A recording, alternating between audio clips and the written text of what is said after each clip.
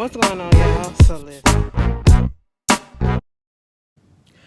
What's going on, y'all? So we are here. We are here. Let me put this on mute before I have any disruption. We here for season 5 of the shop, but let me just put this out here, okay? And I'm saying this with all, like, no shade, no disrespect. I'm not trying to be an asshole. I'm not trying to be mean. I'm not trying to be insensitive. I'm not trying to do none of that negative stuff or whatever. No malice behind it. I'm just trying to let y'all understand, okay?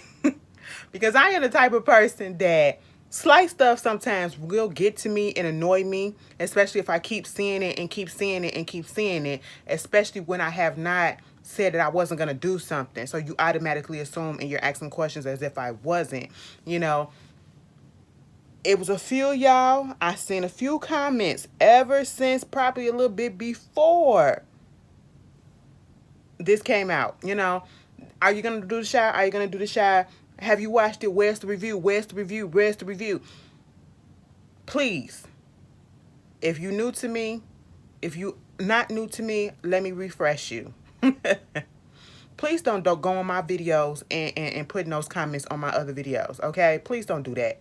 Please don't do that. That's a quick way to get on my nerves. That's a quick way to get me irked and irritated with you, because if I did not say that I wasn't going to review something that I've always been reviewing, you seen me review this show from season 1 to season 4, and I never said that I was not going to review it, not going to review it, please don't do that. Please don't do that. And just because a show comes out on a Friday when it originally airs on Sunday on TV and it comes out early on, the streaming service, just know that I know. Just know that I get to it. Just know that you will have it before that Sunday that it airs, okay? So you don't have to keep on asking, and you going to do this, are you going to do that? I never said I wasn't. It's Chicago. So of course I am. We got that established. And that's for any video, okay? Because, I mean, multiple people on multiple of my recent videos. I'm just like, damn, can y'all just give me...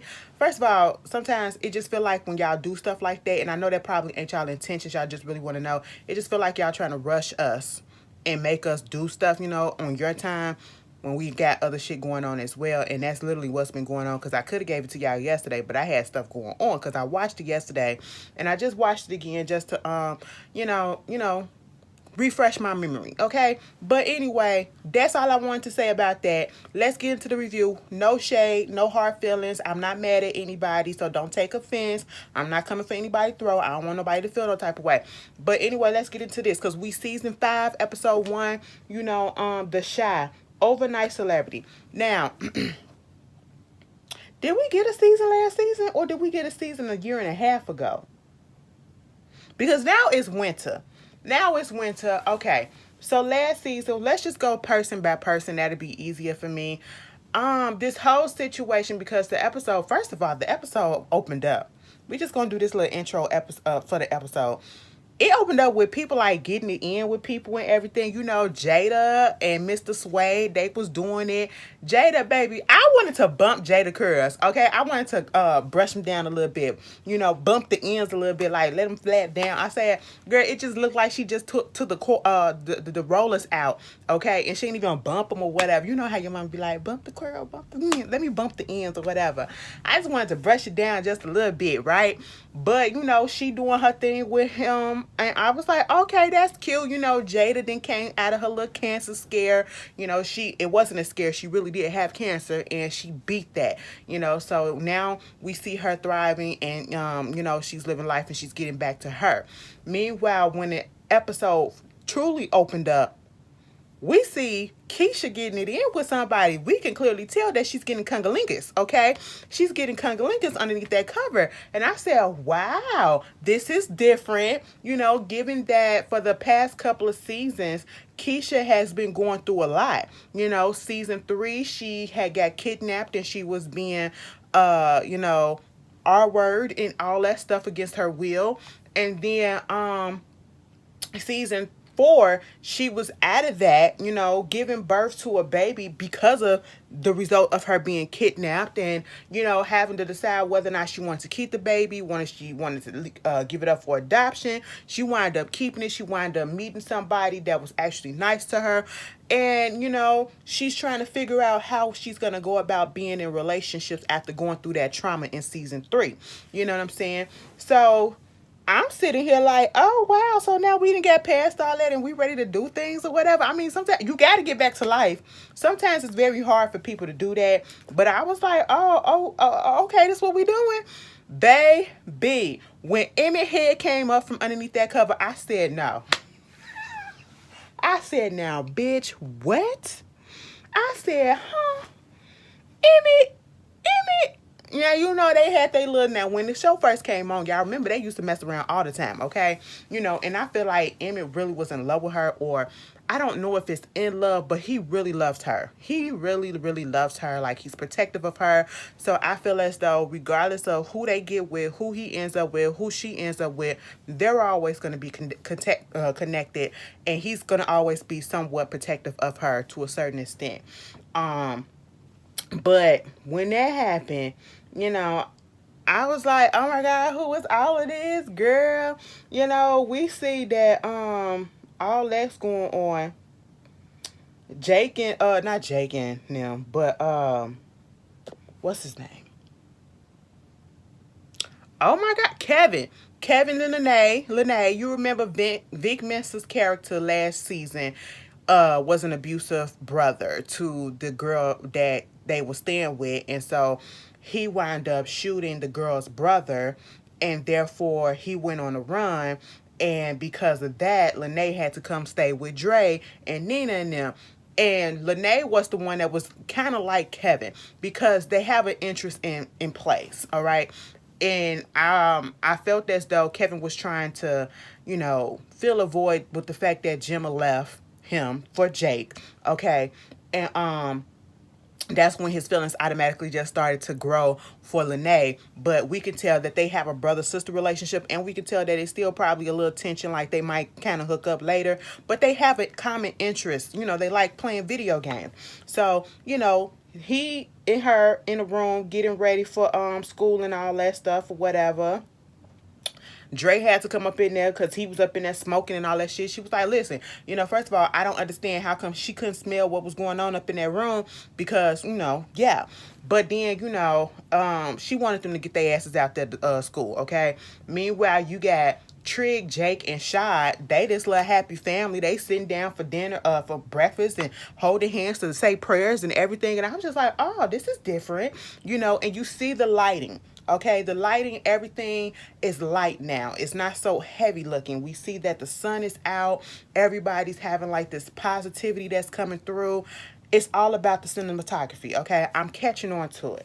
You know, we see Papa up in the mirror getting ready, and Papa then took his little fro and he done put a little bit of cornrows in it. And I said, ooh, what we trying to do? You know, when he got his little shirt on that says Papa Pulpit, you know what I'm saying, from his little podcast or whatever. And I was like, oh, okay, so he's still doing that. Meanwhile, we get back to Emmett and Tiffany, because Emmett, come to find out, Emmett was having a dream. It was Emmett dreaming about him doing what he was doing with Miss Keisha, okay? And Tiffany interrupted that little wet dream that was happening and basically came in and said, listen, I'm finna go to my mama's house, okay? And I'm sitting here like, ugh. Let's just go on here with that little storyline because we finna get them out the way. Emmett and Tiffany kind of annoys me a little bit because it's like I want to be 100% pissed off at her, but I can't because Emmett is the reason why they are in the situation that they are in right now, okay? If you remember from season 3, Emmett finally put out there, or I should say season 4, whatever, they finally get their shit together. They get married, and mostly because he proposed to her because, you know, of the whole situation that happened with Dom, okay? He was trying to be good. He still cheated on her, whatever. Went on ahead and said, I want to get married to you and all this shit. out of fear. That's just basically what it was, out of fear, And then he eventually went on ahead and told her that, yeah, I cheated on you with Dom. I had slept with Dom or whatever, had sex with her. And so this led to Tiffany not really trusting him anymore, as she probably never really did, but she was trying to come around to.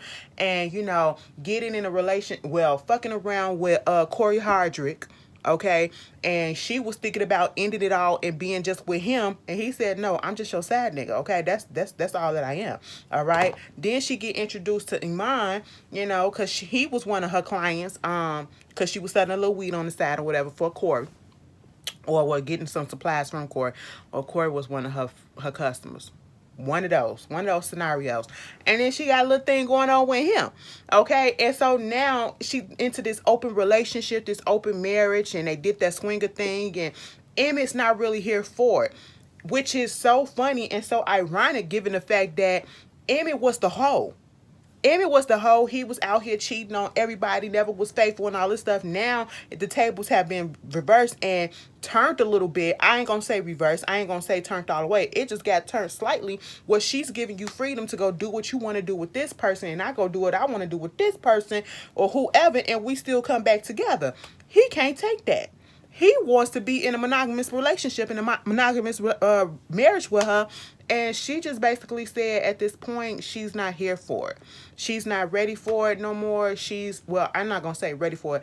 Honestly, Emmett and Tiffany never should have got married. They never should have got married. They were not ready for that.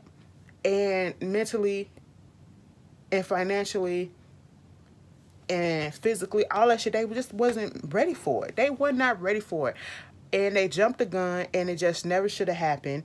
Emotionally, they wasn't prepared for that. They young, and they still trying to figure themselves out. He didn't did all his hoeing throughout his young years already, and I'm pretty sure he probably only like 24, 25, if that. You know what I'm saying? But he was doing all this since he was probably, 16, 17 years old, going from woman to woman to woman to woman, because he got multiple kids, And then with Tiffany, I don't know her, sexual history, but she's coming into herself. She's trying to come into herself and see exactly what it is that she wants, And so now she's realizing, after all this stuff that I put up with him, like, I'm really putting up with this because I love him, but do I deserve better? Yes, I do. So therefore, I'm about to leave you for right now. I don't know when I'm coming back. I need some time to myself to think. I'm going to stay with my mama, and I'm taking the baby with me.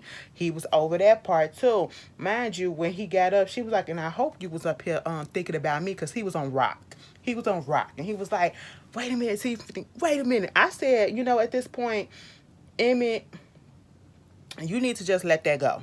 Let it go and let her do her, because it's too much damage and too much water under the bridge that's going on right about now. And I just don't see it working out for the betterment of them either way, So, hold on.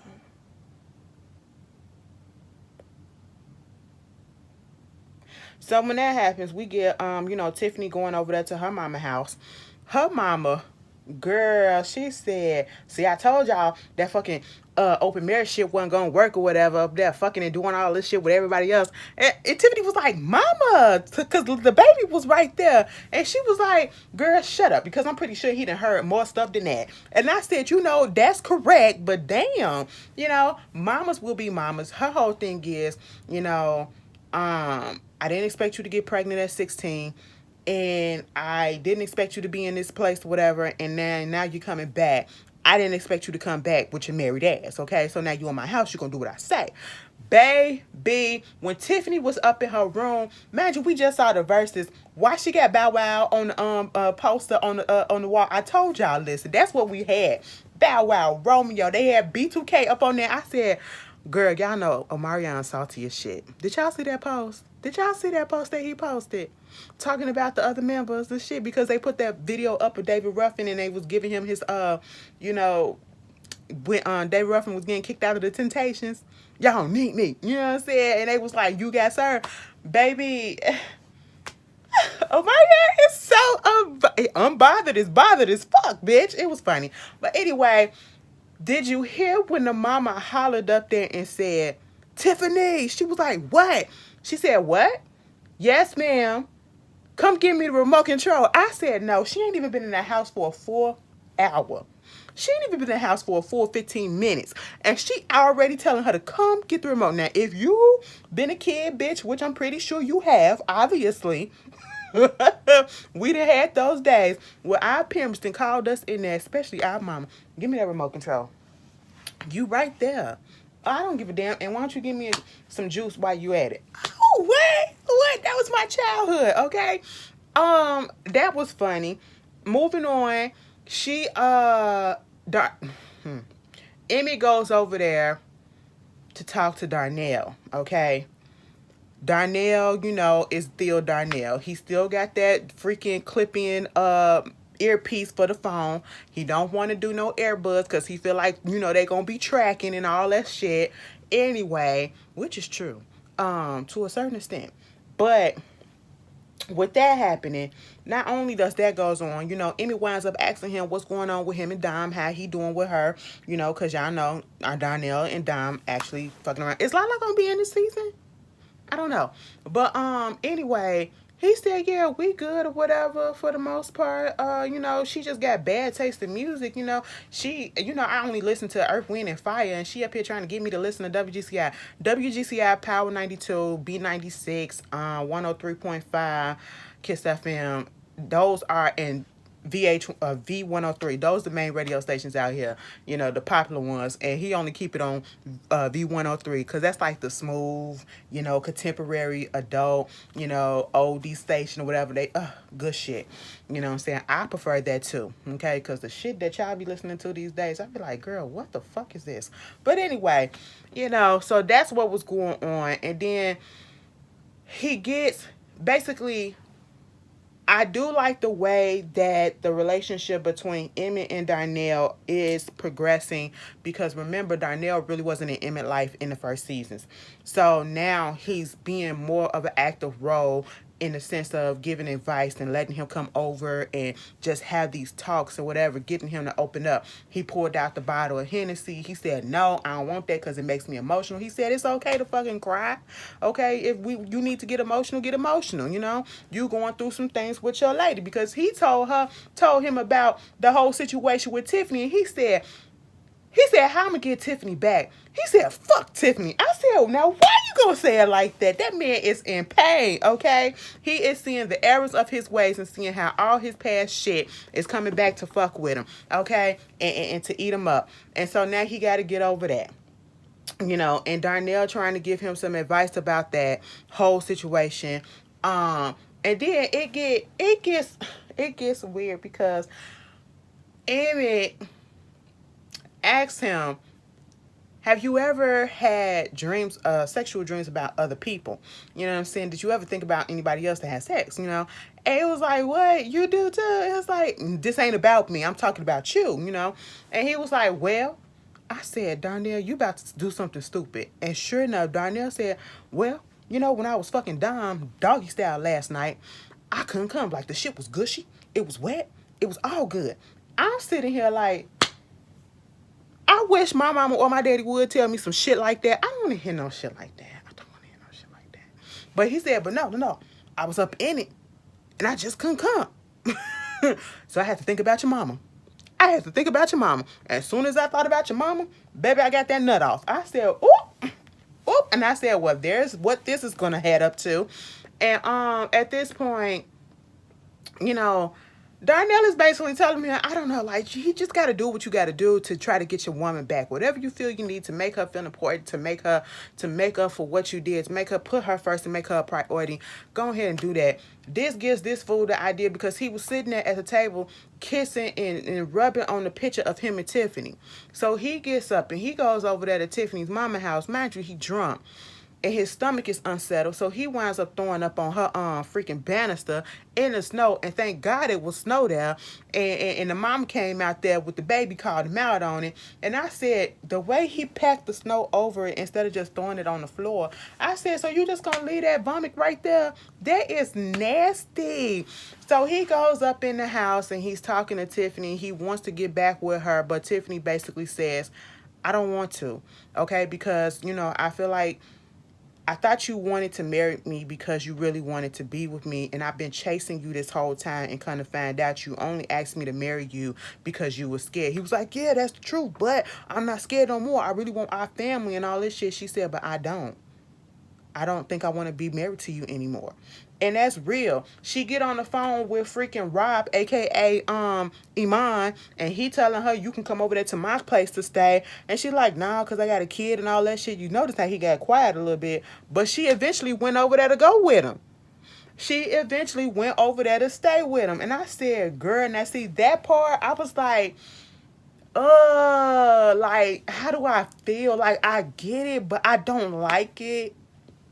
I don't like it because I'm just like, you get from one relationship to the next relationship and you ain't even fully out of that relationship. Just like when she was sitting there talking to Keisha about the stuff, and I'm sitting here like, damn, the way Tiffany and Keisha became good girlfriends, because they really wasn't because Tiffany had a problem with the fact that Keisha was friends with Emmett, because she knew the history between Keisha and Emmett, and she knew that she came second choice to Keisha. That's what it was, but now they good girlfriends. And Keisha was trying to, she going through this whole thing because earlier with Keisha's storyline, she was thinking about, she's going to school. She went on ahead and went back to school. She's going back to college. Well, she never was able to go to college because of what happened. So now she's enrolled in college, and now the whole thing was whether or not she's going to live on campus. And so now she's decided to live on campus, and she's about to go and look at some dorms. And I'm sitting here with Nina and I'm like, how does this work? How does this work? Like, you got a whole baby. So you gonna take the baby with you while you living on campus, or what, you staying here, the baby staying with Nina and them? Like, I need them to clear that up. But I know she wants her little independence or whatever, but she still wants to focus on being a mother and being her, being a student as well. So she's gonna make it work. I have faith in that. But her and Tiffany was just kikiing together and talking about their men's and all that stuff, and how she done with Emmett, and she over there texting and flirting around with Rob, and Keisha kind of called it like, yeah, you're not gonna be single that long or whatever. So moving on from that, but that wound up happening. And while they talking about that, they wind up talking about Christopher, or Christian, that's his name, the little dude that Keisha was talking to last season. And Tiffany kept on saying, he kind of weird or whatever, and she was like, I mean, he good for what he was good for, you know what I'm saying? Basically, like, he came at a point where she needed to feel as though she was a person again, and she can get out there in the world and interact with people again and know that there aren't bad people out there. And because of the way that he came out, we all kind of thought that, some of us kind of thought that, something was a little off about him, that maybe he not really too much to be trusted. And so she's trying to figure out whether or not she wanted to be with him or not, but come to find out, she really don't. She just want to be friends. She winds up sending him a voice message basically conveying that, but in the most respectful way, saying it's not really you, it's just that I want to focus on being a mother. I want to focus on my future. And she's still, and it's understandable. Like, you can't expect somebody that went through the things that she went through, and she wasn't even able to experience the college life and everything else, and expect them to want to automatically just get into a relationship. She don't need to be in a relationship at this point. She needs to just live, okay? And get that time back that she lost from being locked up and all that shit, and the trauma behind it, And so I think it's good that she called off that relationship with Christian.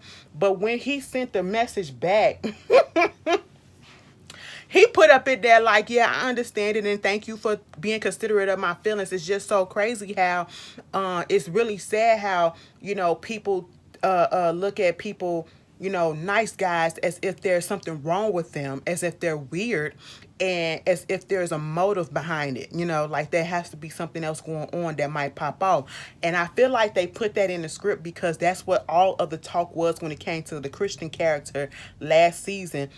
Everybody was saying it. Everybody was saying they could not put their finger on it. They couldn't tell if he was really a nice guy and he was truly a nice guy, or if he was a nice guy with a evil demeanor underneath it. We just didn't know. And so they put that in there to basically say, yeah, he really is a nice guy. And, it is what it is. It's just so crazy how we get second guessed and nice guys finish last and all that shit. And I'm like, you know what? Understandable. Cool. That's all that was going on with Tiffany, Emmett. Well, Emmett was up in there in that. They had Emmett up in the burger joint they singing Carl Thomas, I Wish I Never Met Her. And I said, why they got Emmett up in there singing this shit off key as hell, okay? Knowing damn well Jacob Lattimore can't sing, but I forgot this is not Jacob Lattimore, this is Emmett the character. So Emmett the character can sing. And I like the fact that when we see Trig come up in there was like, what's going on? And he told him that, Tiffany broke up with him. And he was like, damn, nigga, you want a hug? And he was like, yeah. And they actually did that. I like when I see black men especially being able to show vulnerability and show emotion and not feel a way about it, So that wound up happening. I like the relationship between Trig and Emmett. But speaking of Trig, so Trig is about to, well, I'm gonna put that on pause. Well, no, Trig is going to propose to Imani, right? Shad is there, and they're going to get the ring, and they're talking about how, the reason, first of all, his name is Victor. They call him Trig because he was so much with the trigger finger. You know what I'm saying? That trigger finger was heavy, And so they're going over the way that they came out, how they came out of all the stuff that they been in. You know what I'm saying? So it was like a little bonding session that was going on, and how they good dudes to each other, and they came out of the hell that they were in, and now they left that life, and now they're doing better because they're into the community service thing. Now, when we first really see Trig, he was at Tracy's organization Rock, and we see these two boys fighting. And so this pissed me off. Because, mind you, Imani's supposed to be out of town in St. Louis visiting her mom. Her mom's supposed to be sick, right? And so that's why she's out of town. But this what pissed me off about this scene when we see Tracy. Tracy comes over there. You see these two boys fighting, right? Instead of people, grown-ass motherfucking men that was standing there too, okay, instead of them trying to intervene and trying to, break the shit up, they standing there with their phones. I said, what type of bullshit? This is the society that we have come to be, okay? Niggas seeing motherfuckers fighting and not even trying to break that shit up, but we gonna pull our phone out to record it. Why? It took for Tracy to come over and another woman to come over to try to break that shit up. And then Trig, Shad and them came over there and body slammed the fuck out of the main one, and his whole thing is why he can't just stay on his corner. And like Trig said, do you own the floor that you walk on? So what are you talking about? Shy keep on saying like, nigga, we the same, whatever. And they like, yeah, I see you going through what you're going through. You need just come on up to the center, okay? I want you to be here tomorrow and all this shit. They just trying to save lives, okay? Get this boy out of this shit, And Tracy said, y'all not finna be disrespecting this organization that I built for my son. Okay, in memory of my son. And they was like, all right, cool. But see, then Tracy, once they leave, she had an issue with the fact that they invited old boy to come up there.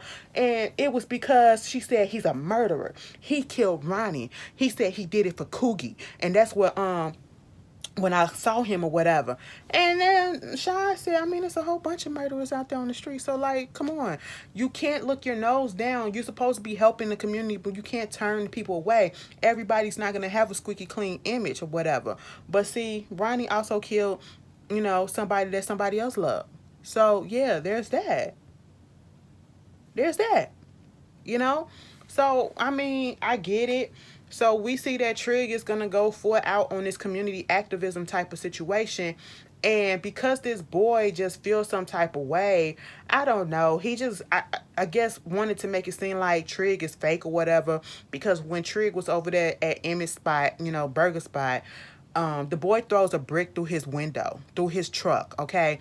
And this causes Trig to go find him, grab him up, beat his ass, almost choke the fuck out of him, and his voice was recording it. And so now because of this, they set him up. They set him up to make him look like, okay, well, you act here acting like, oh, no violence, and you this good guy and all this shit, but now you up here trying to you doing this to this boy or whatever. You fighting him and you damn near choking him out and all that shit. And now people saying he the ops and saying negative stuff about him or whatever. Um yeah, saying negative things about him online, and because the video was out there. And so I said, that's fucked up, but all right, it's always going to be some haters. But I like the fact that Trig and Shy did not give up on the boy, and come to find out, basically Shad is trying to connect with him and say, listen, I've been where you been at. He said, you don't know nothing about me, and me and you ain't the same. You ain't lived my life. But then Trig was like, you can smoke all the weed that you want to do to try to know the thoughts of pulling a trigger on somebody. It's not going to go away because I've done the same thing. Come to the center. And for some reason, just him saying those simple words, it hit him. For a minute, it seemed like it did. So we'll see what happened with that, right? But then let's get over to the kids. Kevin, Papa, and Jake. Kevin, Papa, and Jake, Gemma, and Lene, they are in the car, okay? Trig's car. Jake is dropping off Gemma at Northside Chicago Academy, and Jake and Kevin are no longer there because of their little fight that they had over Gemma, And, they was all like, especially Lene, and they're like, I couldn't be up here with all these white people or whatever. And she was like, Gemma was basically like, my daddy said I need to be up here so I can know how to operate in a diverse world or whatever. And I get it, but yeah, I mean, because when I went to DePaul, it was kind of a culture shock a little bit to see. Like, I had some white people at my school, Whitney Young or whatever. It was a little bit diverse, but it was still more black people that was there. But when I went to DePaul, baby, I was just like, whoa. It was a culture shock for a minute, seeing all those white faces and different cultures or whatever. Because I was just used to seeing Latino, black, a little sprinkling of white here and there, and Asians. That's it. Baby, all the white faces that I saw at DePaul, I said, God damn, this is different. Okay? And I get where they're coming from, but at the same time, I really don't care for Jake and Gemma because of the whole shit that went down. I'm not here for it. I don't care if Kevin forgave him, but I think it was really, really fucked up. And then the fact that they all still friends, and maybe because they still kids, that's why they can let that shit go. But baby, as an adult, I would never be able to get past no shit like that. That is some fuck shit. Okay, Jake finna be trying out for varsity basketball. Gemma, she done forgot about it, so she said, well, I'm gonna come, I'm just gonna be late. So he feels some way about that because his girl ain't gonna be there on time to support him. You got Papa in the back seat. I don't know what they doing with Papa character this season. Okay. Papa in the back seat trying to hit on Lene. I said, boy, stop. Okay. But then, we see Jake going out there to try out for the basketball team. That nigga can't play. Just because you black and from the hood, that don't mean that you can play basketball. And he couldn't play shit. I mean, they humbled the fuck out of him. Air balls being thrown and balls being taken away from him and all that shit. Gemma showed up late. He pissed off at her because he couldn't make the team, and she was like, well, if you didn't practice, but you don't have to play basketball. You can do this and you can do that. I ain't good at that. This is why I said, So you taking your frustration out on her because you suck. Because you suck and you can't expound your horizons. But all right, meanwhile, Jake, Papa, and Kevin in the room and playing video games or whatever. And of course, them Jake and Papa get into it. Because Papa was like, are we going to talk about the elephant in the room? How bad Jake suck and all this shit. And it was like, you know what? Why don't you shut the fuck up? And then it get into Papa talking about his podcast and how he said certain things on his podcast, but see, you wouldn't know because you don't listen. Oh, well, listen to it because you don't even be talking about nothing. All you be doing is talking. Now, I said, now, hold on. You don't be talking about nothing, but all you be doing is talking. Okay, I get it. You don't talk about shit, but you just talk. That's what he meant, And I'm seeing the tension that's going to be arising again a little bit more stronger because it's always been there. And I guess when it comes to Papa's character, because I saw a little bit of the preview, He basically feels unsupported. Like, I'm supporting y'all, I'm supporting this, but y'all don't ever support my shit. Every time I say something about my podcast or whatever, especially Jay, they put it down, they talk down on it. But then this part did not sit well with me with Papa when they was at the little gym. And he get up there to make the little announcement about the varsity team. And instead of just saying what he need to say about introducing the team to come out there, he took that moment to publicly humiliate Jake. Now, I don't give a damn about Jake, but I just did not feel like that was warranted. And it was totally out of Papa's character. And I said, why are they trying to turn my boo-boo, my little boo-boo into this little asshole? Talking about how he ain't got a daddy in the household, and because Papa said, at least I got my father. He was like, your father ain't shit. At least I got my daddy. At least I know what my daddy is. And it was like, see, if we need more fathers in the household, then people wouldn't be out here doing all this stuff and all this shit. I said they done turned Papa into a goddamn hotel. And the people was not here for it. I said, so you finna shame everybody? I said, oh, he sound like a Twitter nigga. This motherfucker probably listened to Kevin Samuels. Okay, a little bit. I said, what is happening with Papa's character? I'm just not here for it, And I understand that he's probably frustrated because he doesn't feel supported. But I just didn't like the way that they turned that out. Meanwhile, at the end of the episode, before we get to the end of the episode, this whole situation with Jada and Sway want to be with Jada. Sway want to move in. At least he want to get a place together. Jada don't want to, okay? And Sway wound up realizing that that's what it is.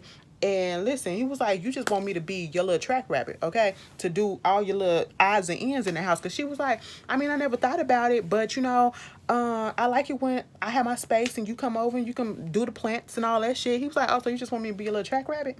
That's it. That's it. And I said, damn. So Sway left. Now, when he told her, I ain't fixed that shower head, because I don't live here, she went and got Darnell. And here Darnell was about to start hooking up. I said, now, see, she said, we can't be doing this because they started kissing. They was flirting with each other the whole time. And they started kissing. And she was like, we can't be doing this because we in a relationship. And he said, I can let them kids go. Fuck them kids. I said, oh my God. Niggas, Jada about to hurt this little boy heart, and it don't make me it pisses me off that I see what's coming. Oh my goodness, y'all, hold on. First of all, let me wipe this shit. What the fuck? Oh, because my arm was on the banister. I had ordered me some little lunch. This is the first meal I had the whole day, so I'm sorry to interrupt because baby, I just got to get this out. Oh my God, I just experienced something that I never thought I experienced, because I always thought about it, anyway, I had to go get Uber Eats, right? Just wanted to get a little something from McDonald's, right? Why my Uber Eats person, my driver, she knew me from... Oh my God, and she's a filmmaker. Her name is Hills. Oh my God. Girl, let me tell you something. I had to give her a bigger tip than I gave her, because listen, like, she was just... everything, like the energy was just there. Like, oh my God, imagine my titties was out. Okay, I didn't have a bra on or whatever. Like, and we filmed. Bitch. And she's a filmmaker. Oh my God, listen, girl connections. Oh my God, that was great. That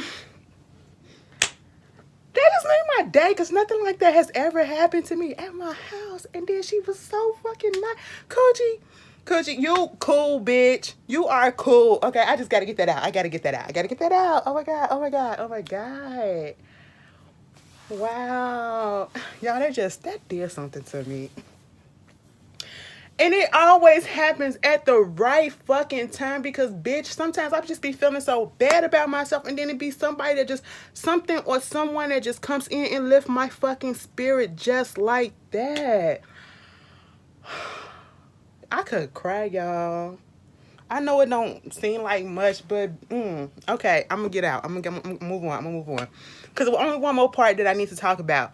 This whole situation with Trig wanted to propose to Imani. We knew that was going to be the next step anyway. We saw him get the ring and all that stuff, but he wanted to do it at the restaurant, the burger joint. Bitch, don't propose to me at no goddamn burger joint.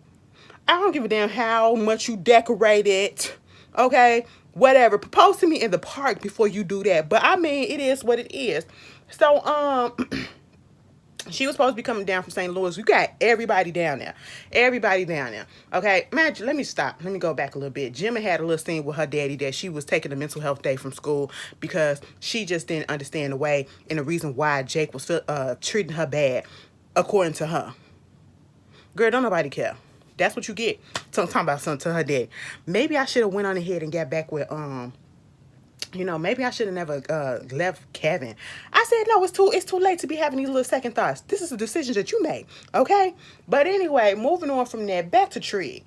Trig then fucked around and had this whole setup, right? Got all the peoples there. Imani and her friend was supposed to bring Imani to the joint, right? And he was gonna propose. I mean, he was in white suit, everything. I said, oh, look at you, okay, looking good, And next thing you know, the friend come in there. They was like, okay, she's here, she's here. The friend comes in. There's no Imani. Trig is already down on bended knee with the ring box open, just smiling. And I was like, close that mouth. She not there. And he was like, what's going on? Sis said Imani stayed up in the St. Louis because she saw that video of him beating up that boy. And so now she needs to think about some things. Shy tried to make it seem like, okay, that's cool. Not saying that it's not going to happen. Just give her a little bit of time. It's all together. We can still have a little bit of fun. Baby, this is the issue that I had.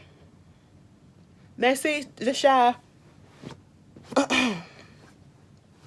And maybe because I feel some type of way about certain things, because honestly, I feel like, damn, I really wanted to be a part of this. I really wanted to be a part of the show in the sense of like, if it was, because the Chi-Town connection, all of that shit or whatever, I talk about the show every week and I wanted to get,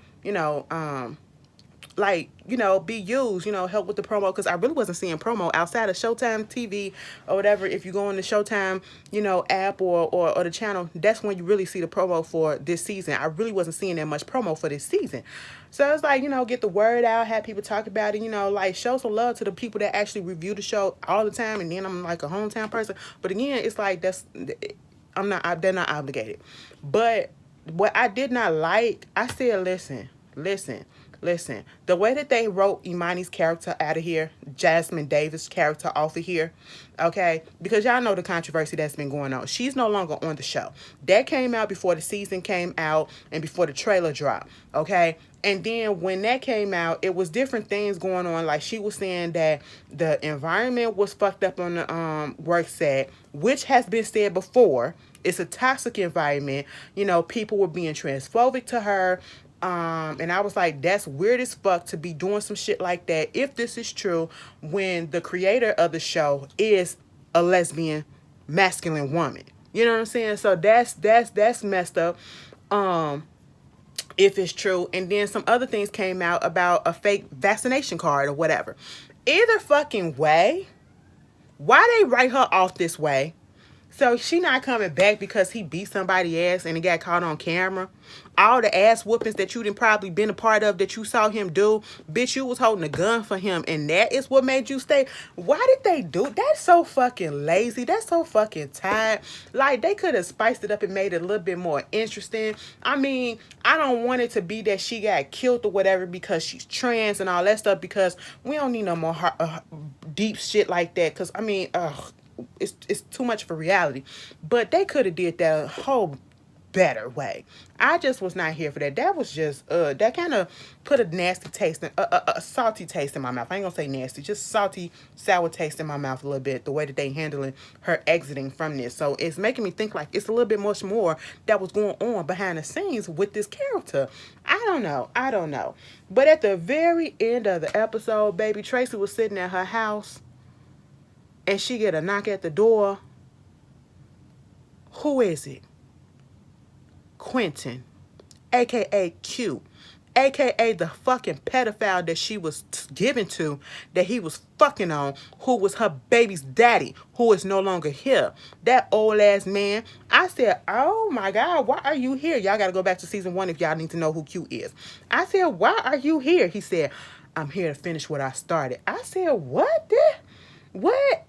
4 seasons later? 4, and then who else was with him? Duda.